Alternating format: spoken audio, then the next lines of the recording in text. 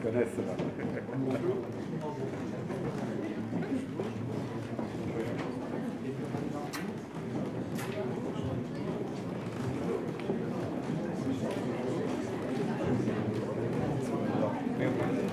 Encore les plus jeunes par là.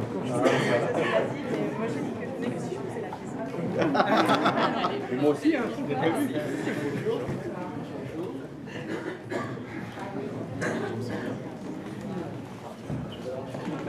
J'ai compris, voilà. Oui, exactement.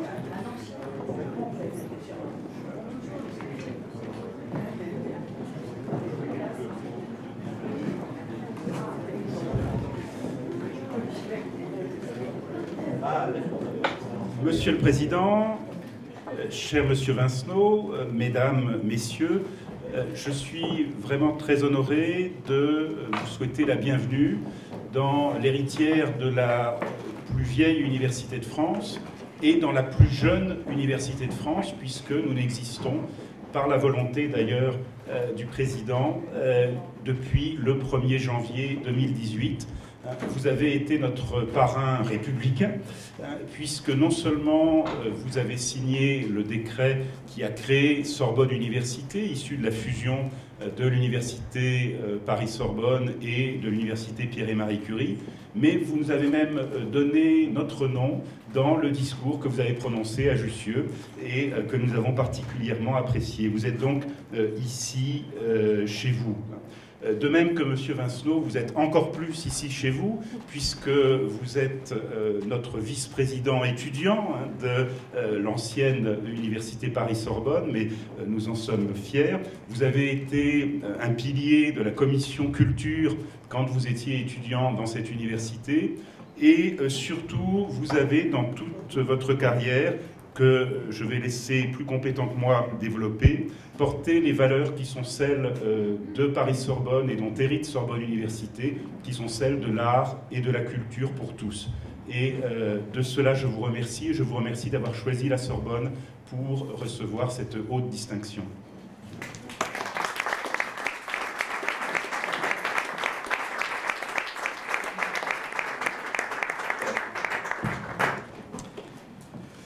Bien, Madame la maire du 5e arrondissement, Madame la députée, Monsieur le ministre, vous êtes venus nombreux pour cette cérémonie qui est toute amicale et qui va me permettre de distinguer Mathias Vincenot des arts et des lettres. J'ai connu Mathias à travers le Parti socialiste, ce qui prouve qu'il a, à défaut d'un avenir qui reste incertain, une histoire, et qui peut conduire, à certaines conditions, à faire de la poésie. Il peut conduire à bien d'autres choses et à bien des responsabilités, mais il a pu amener Mathias Vincenot d'abord à me rencontrer et aussi à avoir une première expérience. Il faisait son stage de 3e rue de Solferino. Moi, je devais être simplement en première à cette époque, puisque j'étais premier secrétaire du Parti socialiste. Et je ne l'étais pas encore, et il avait rencontré un homme très important au Parti socialiste, qui était le chauffeur du premier secrétaire, Armand Roumbès, ici présent. Ce qui prouve que les premiers secrétaires passent, mais que les chauffeurs, eux, peuvent rester. Et Armand Roumbès avait un lien avec la Corrèze, et il vous a guidé vers moi, et c'est ainsi que vous avez pu aller faire le récitant d'abord de poèmes en Corrèze. Mais je reviens à ce qui est votre vocation, qui n'était pas de devenir socialiste, mais qui était d'être poète. Et vous l'avez commencé très tôt, cette mission de donner par les mots du bonheur à beaucoup, ou de la réflexion à certains, puisque très jeune, au collège, vous avez commencé à écrire vos premiers textes, puis au lycée, et même à les publier. À 17 ans, alors même que vous n'étiez pas encore électeur, vous étiez déjà poète. Et vous avez pu voir votre premier recueil être publié. Il avait connu un certain retentissement et beaucoup de compliments lui avaient été décernés, au point que vous avez été invité dans de nombreuses émissions de télévision notamment, et Sur le fait avait bien voulu vous accueillir dans une de ces émissions très recherchées et où vous étiez en illustre compagnie, puisque selon ce que vous m'avez rapporté, la grande poétesse André Chédid, grand-mère de Mathieu, était là. Et vous avez été remarqué par beaucoup, et vous avez reçu de nombreux textes, de nombreuses félicitations suite à cette émission et suite également à d'autres présences dans l'univers médiatique. Vous avez continué à écrire, à publier, et vous en êtes, je crois, au 15e recueil, puisque vous avez attendu cette distinction pour avoir 20 ans, puisque c'est le titre de votre dernier ouvrage. Ce qui pourrait, pour certains qui n'auraient pas suivi complètement cet exposé, laisser penser qu'il est sorti tout juste du lycée, il avait 17 ans, et en 3 ans, il aurait déjà écrit 15 recueils. Mais non, Mathias Vincenot est né en 1981, ce qui donne déjà un éclairage sur l'ensemble de mon propos. Donc, recueil après recueil, poème après poème, vous vous êtes astreint à faire en sorte que vos textes puissent en inspirer d'autres et que vous puissiez être au service de la culture, ce qui justifie la distinction qui va vous être remise. Car vous n'avez pas voulu simplement écrire pour vous-même, vous avez voulu aussi faire partager ce qu'était votre propre émotion ou ce qui avait justifié votre propre curiosité à l'égard de nombreux poèmes ou de nombreux écrivains. Vous avez d'ailleurs contribué à des anthologies. C'est très important d'écrire des anthologies de la poésie française. Georges Pompidou avait commencé sa carrière ainsi. Ce qui me ramène au lien entre la poésie et la présidence de la République. Donc, je vous ai connu justement dans une de ces missions que vous vous étiez donnée, de faire connaître la poésie et de la porter ou de la faire porter par des artistes, par des poètes, mais aussi par des hommes et des femmes de chansons ou des écrivains. Et vous aviez choisi un village de Corrèze pour en changer considérablement l'ambiance. Concèze, puisqu'il s'agit de ce village, de 400 habitants, connu pour organiser la fête de la framboise et les floralies, avait voulu aussi, sous votre pression, et grâce à nos subventions, il faut bien le dire, avait voulu organiser donc un festival de la poésie. Festival qui a connu un très grand succès, bien au-delà de cette commune ou de ce canton, et qui s'est, si je puis dire, exporté, bien sûr, dans le département, dans la région, et Tulle en a pris aussi le relais, de manière à ce que dans toutes les cités de France, même les plus éloignées de ce qu'on appelle les centres de création culturelle, il puisse y avoir, non pas un apprentissage à la poésie, mais une découverte de textes. Vous avez été capable de faire venir, je le disais, de nombreux artistes dans ce festival, et je suis sûr que le village de Concèze n'aurait jamais pu les attirer sans votre concours. Vous avez voulu aussi faire partager la poésie bien au-delà de Concèze, de la Corrèze, du Limousin, mais vous avez voulu qu'il puisse y avoir d'autres lieux, d'autres festivals qui puissent mettre en valeur la poésie. C'est ainsi que vous avez pris la direction artistique de Poésie en Liberté, et qui est un véritable concours qui mobilise 4 000 à 5 000 participants chaque année, et chacun peut y venir lire son texte. Vous avez d'ailleurs changé les règles pour permettre à de très courts poèmes, même d'une phrase, ce qui peut susciter des candidatures, ou de plus longs textes, pour que chacun, chacune vienne réciter, donner ce qui a été le sens de sa création. Vous avez aussi voulu qu'il y ait des personnalités du monde médiatique qui puissent donner un grand retentissement à ce concours, et je veux ici les en remercier. Vous avez aussi voulu, avec Jean-Marc Muller, que ce concours soit international, parce que la poésie n'a pas de frontières, et les textes doivent être aussi traduits, ce qui est aussi un des objets de cette université, sur laquelle je reviendrai, parce que j'y suis, comme vous l'avez rappelé, très attaché. Vous avez également lié la chanson et la poésie. Toute chanson est une poésie, même si toutes les poésies ne se traduisent pas en chansons. Mais vous savez combien de grands artistes ont été capables de faire chanter les poètes. Léo Ferré, Jean Ferrat et bien d'autres ont donné à Aragon sans doute une force que son texte n'aurait pas suffi à révéler à beaucoup. Mais de la même manière, il est très important que des chanteurs puissent également faire valoir qu'ils sont des poètes sans qu'il soit besoin d'aller chercher dans les textes des autres. Et c'est le sens que vous avez voulu aussi donner à cette association entre les mots et les notes. Et là encore, vous faites en sorte, dans le magazine Francophane, oui, c'est mieux comme ça, de faire connaître, là aussi, par la musique, la poésie.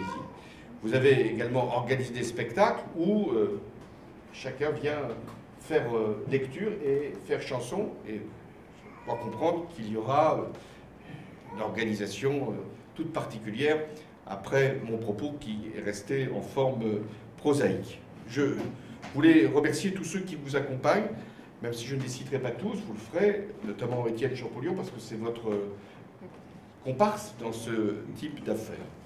Vous avez aussi voulu relier la poésie et la photo, montrant que tous les arts pouvaient se retrouver à travers ce que votre passion vous a conduit d'organiser. Donc là encore, vous avez voulu qu'il y ait un album où la poésie puisse être illustrée par des photos. Je voulais terminer sur votre carrière d'universitaire, même si ce n'est pas le sens de cette distinction, qui récompense tout votre travail pour la diffusion, la promotion de la culture et aussi pour la création dont vous êtes un des symboles. Vous avez donc eu pour la Sorbonne un attachement tout particulier, puisque vous y avez fait vos études. J'ai cru comprendre que vous n'étiez pas heureux au lycée, mais que vous l'avez été ici dans l'université. Ce qui prouve qu'il faut faciliter le passage du lycée à l'université. C'est sans doute ce qui justifie les parcours qui sont organisés aujourd'hui. Et dans cette Sorbonne, vous avez appris, étudié, vous avez aussi pris vos responsabilités, puisque vous avez été un syndicaliste, vous avez été élu donc comme vice-président étudiant de cette université, et vous en avez tiré un certain nombre d'enseignements sur ce qu'était le pouvoir, ce qu'étaient les négociations, ce qu'étaient les compromis, ce qu'était le mandat qui vous était donné, ce qu'était l'ingratitude. Sur l'ingratitude, je ne veux pas ici développer tout ça.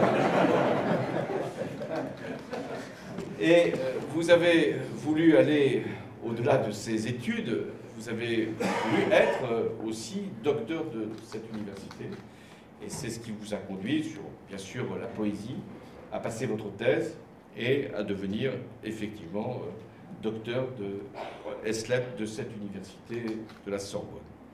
Vous êtes aujourd'hui enseignant de cours de civilisation européenne d'abord, mais j'ai pu comprendre que vous aviez pris aussi une certaine liberté, parce que la Sorbonne, c'est la liberté universitaire, la liberté dans la manière d'enseigner et en même temps l'excellence, car la liberté doit conduire à l'excellence.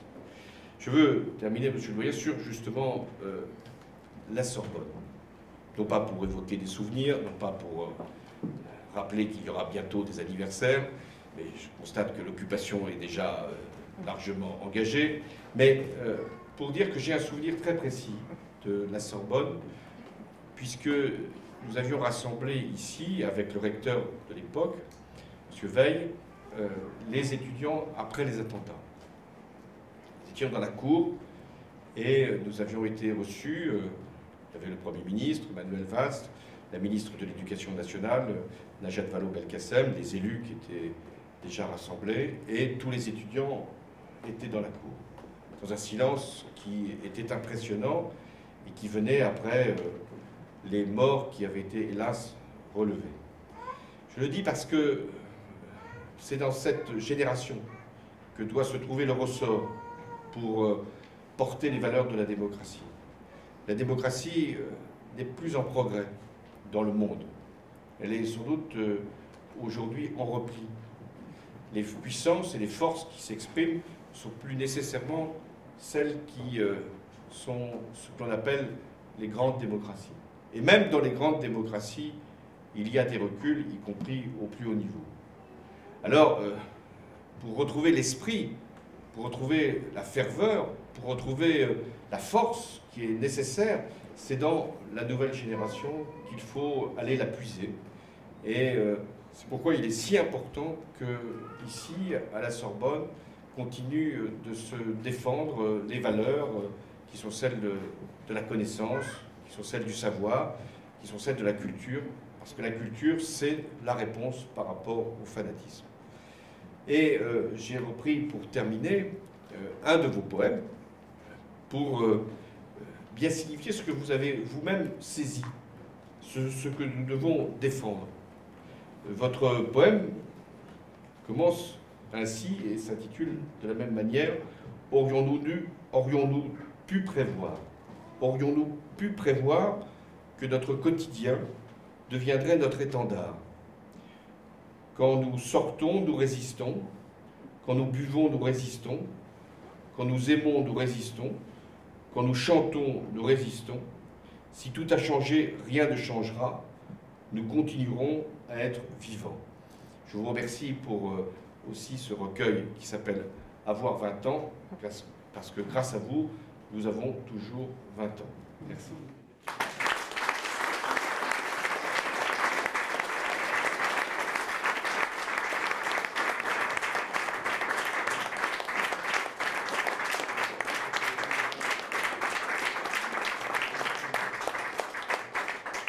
Alors, Monsieur Mathias Vincenot, au nom de la République française, nous vous faisons le chevalier des arts et lettres.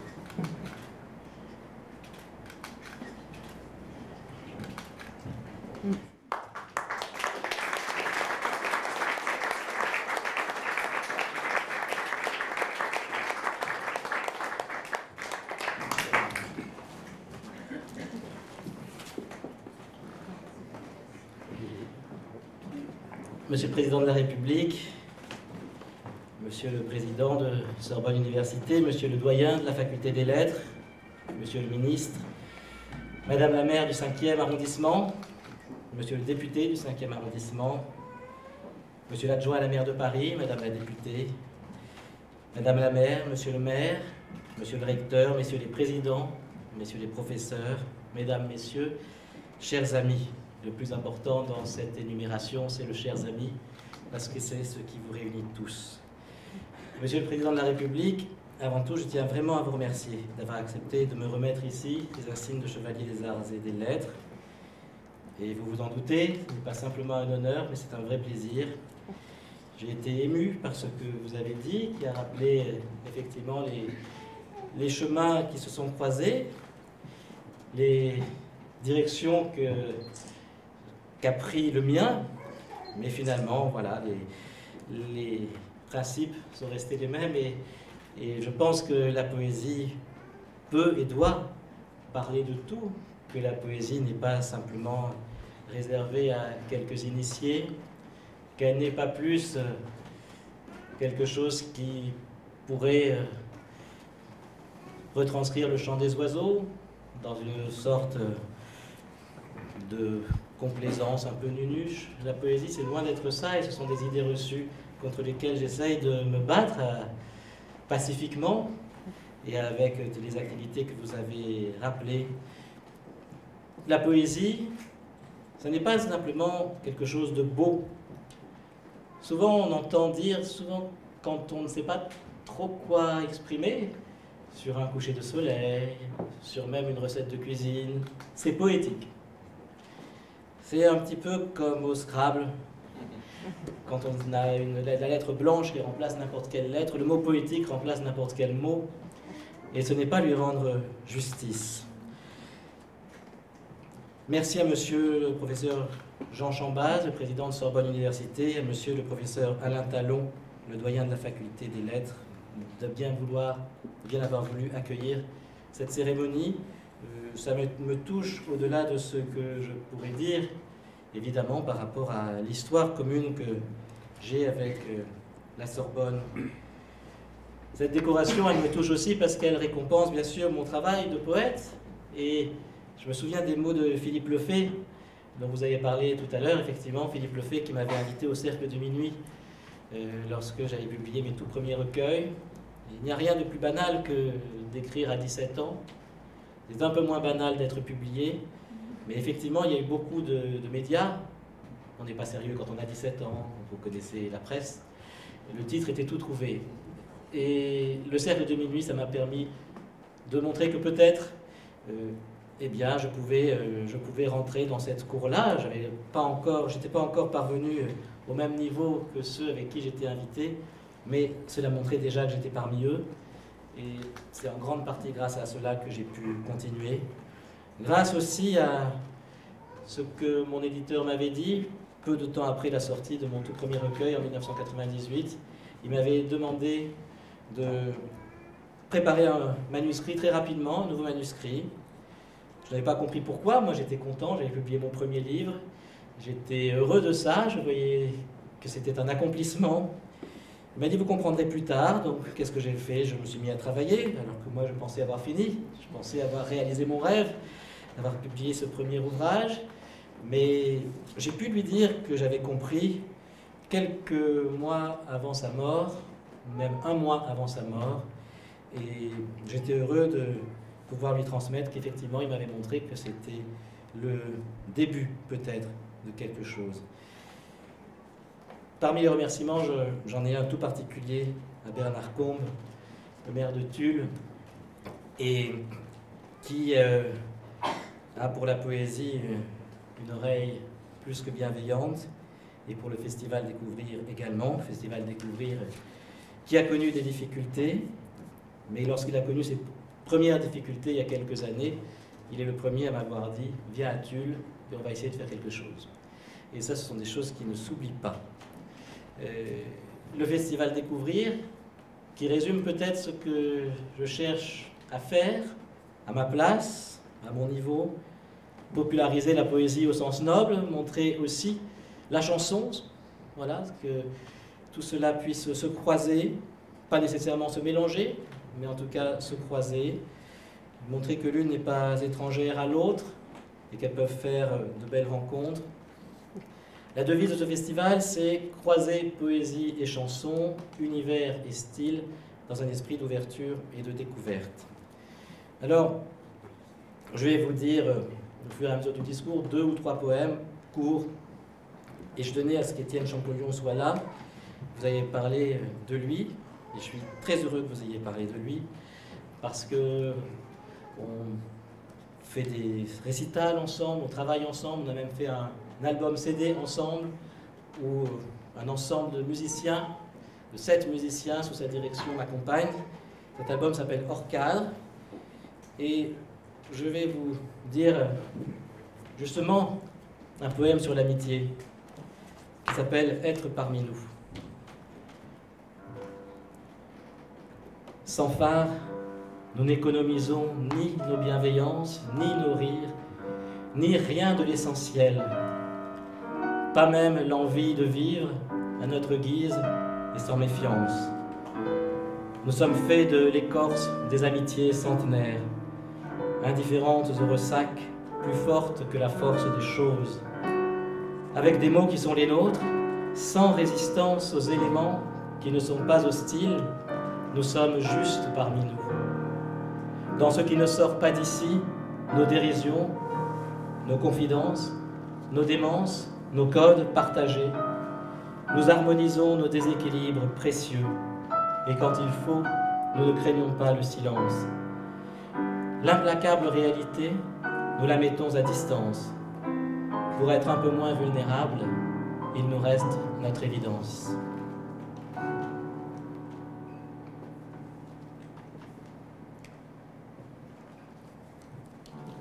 Alors dans tout cet itinéraire, bien sûr, la Sorbonne est particulièrement importante.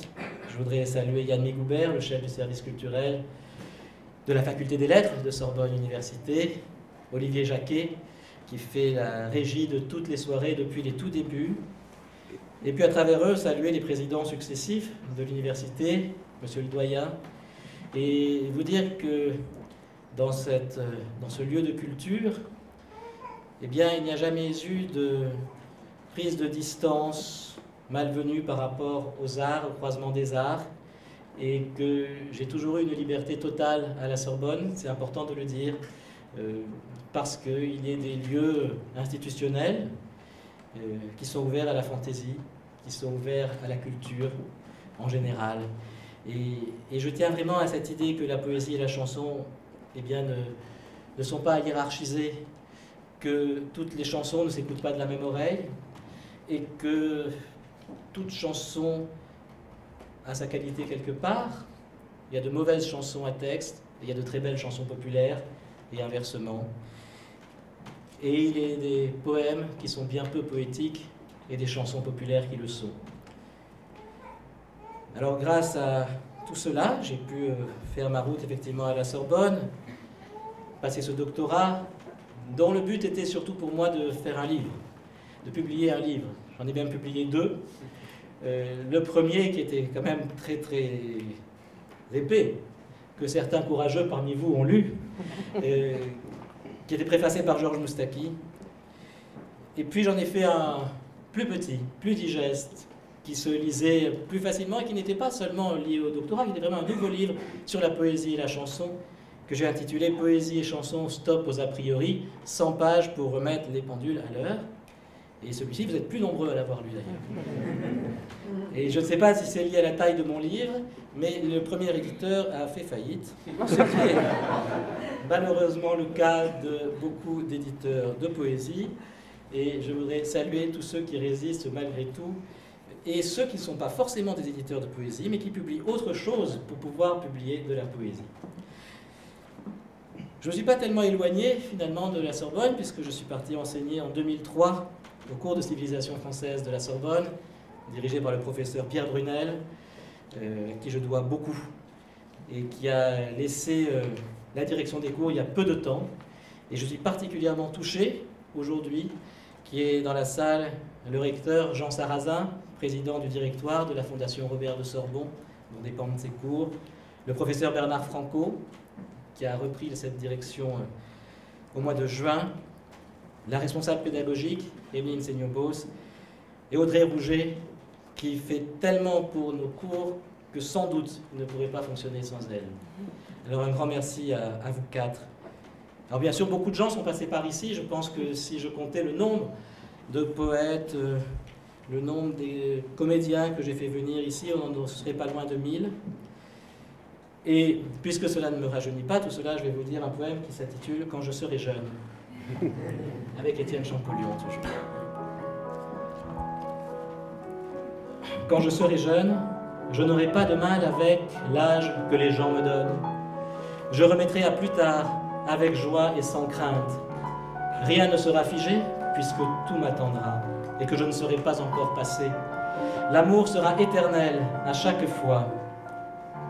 Quand je serai jeune, je ne saurai pas quoi choisir, et je choisirai bien. J'aurai le temps de ne pas m'engager. Je vivrai la nostalgie dans les livres. C'est avec le sourire que je me livrerai. Quand je serai jeune, j'essaierai de n'être qu'un peu responsable. J'attendrai la fin des études, et je me découvrirai.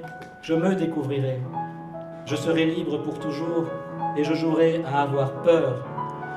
Le vieillissement ne concernera ni mes proches, ni moi. personne ne me manquera. Je n'aurai perdu personne. Je ne me serai pas perdu. Mes décisions seront sans conséquence. Quand je serai jeune, j'aurai l'air d'être en avance.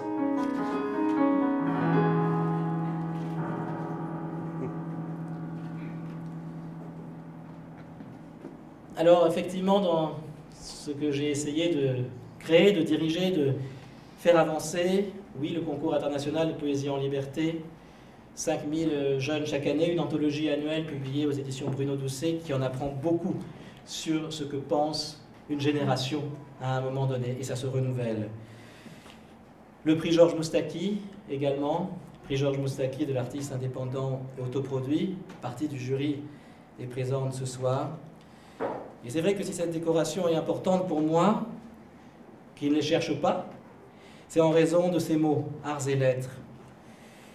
Arts et lettres, et même, je pourrais dire en souriant, que même le premier de ces mots est important, puisqu'il y a quelques temps, j'ai commencé une nouvelle qui, les premiers mots étaient ceux-ci: j'ai toujours rêvé d'être chevalier. Je ne pensais pas que j'étais aussi précurseur. Il n'est pas question des arts et lettres à ce moment-là, évidemment. Alors, d'une manière plus personnelle, évidemment, un merci qui peut paraître convenu, mais qui est sincère, à mes parents, à ma compagne Julie, qui me supportent ou qui m'ont supporté au quotidien. C'est pas toujours facile.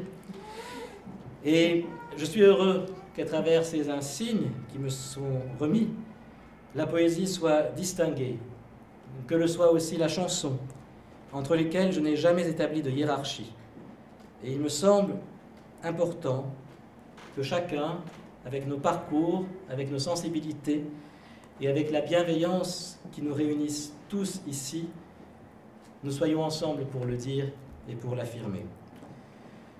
Alors je vous remercie tous une nouvelle fois d'être venus aujourd'hui. Votre présence me touche. Vous voyez, j'ai ma voix qui est partie un petit peu ce matin, tout ça, parce que l'émotion se niche dans les cordes vocales, évidemment. Et Arthur Rimbaud, puisque je parlais de Pierre Brunel tout à l'heure et que c'est un grand spécialiste de Rimbaud, il a une expression qui m'est chère au sujet de ses poèmes, qui sont quand même parfois un peu obscurs. Il dit « ça ne veut pas rien dire ». Et je crois que c'est le cas de ce moment. Alors un grand merci à tous, et vraiment un merci très chaleureux. Je sais le sens de votre présence ici, Monsieur le Président de la République, et cela me touche énormément. Alors vive la poésie et continuons la route. Merci à tous.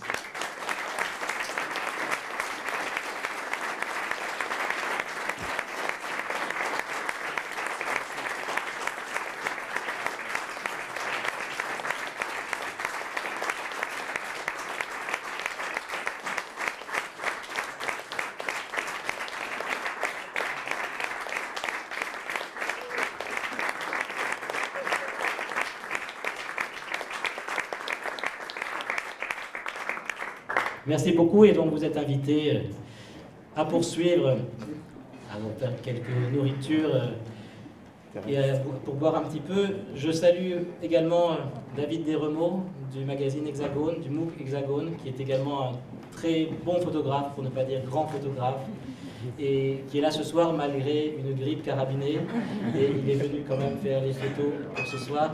Merci à Olivier Jacquet, à Rita, à Caspar, qui ont permis de faire des images et de préparer tout ça. Un grand merci à tous ceux qui, à la présidence de l'université au service culturel, eh bien, ont tout simplement fait en sorte que ce moment ait lieu. Voilà. Et puis c'est effectivement l'amitié qui nous réunit, alors on va poursuivre ici. Merci.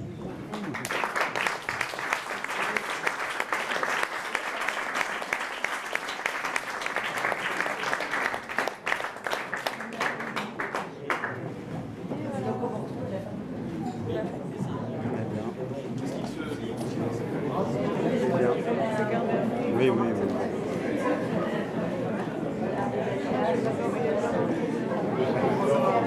C'est bien, hein?